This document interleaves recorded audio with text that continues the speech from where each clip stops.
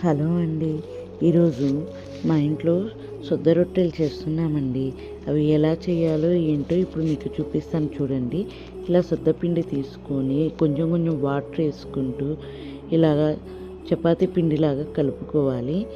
ఇప్పుడు నేను చూపిస్తున్నట్టు ఇలాగ కలుపుకొని చిన్న చిన్న రౌండ్ పీసెస్ తీసుకొని రౌండ్గా ప్రిపేర్ చేసి పక్కన పెట్టుకోవాలి. ఇదిగో ఇలాగా. అలాగనే ఒక ప్లేట్లో నువ్వులు తీసుకోండి.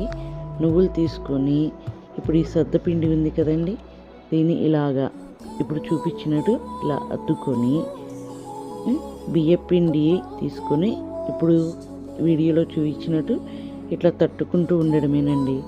ఇలాగా పగుళ్ళు రాకుండా జాగ్రత్తగా తట్టుకోవాలి. ఇట్లా తట్టుకుని అంతా ప్రిపేర్ చేసుకొని పెట్టుకోవాలండి.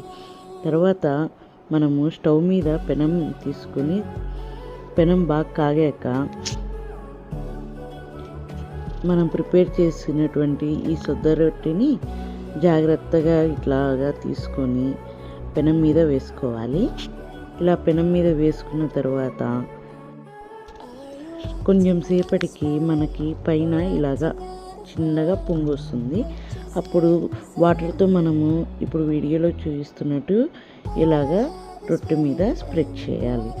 ఇలాగా స్ప్రెడ్ చేశాక మనము ఒక 15 సెకండ్స్ అలానే ఉంచేయాలి. మనకు బ్యాక్ సైడ్ కాగింది అన్నప్పుడు ఇలాగా రొటేట్ చేసుకోవాలి.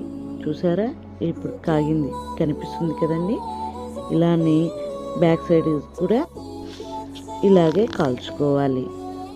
అంతే అండి, మనకు ఎంతో ఇష్టమైన హెల్దీ అయిన నువ్వుల సజ్జ రొట్టెలు రెడీ.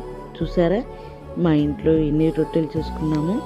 మా ఇంట్లో పిల్లలు పెద్దవాళ్ళు అందరూ ఎంతో ఇష్టంగా తింటామండి మేము. ఒకసారి మీరు ట్రై చేయండి, మళ్ళీ మళ్ళీ చేసుకుంటారు. ఎలా ఉందో కూడా కామెంట్ చేయండి, కొంచెం సపోర్ట్ చేయండి. Thank you.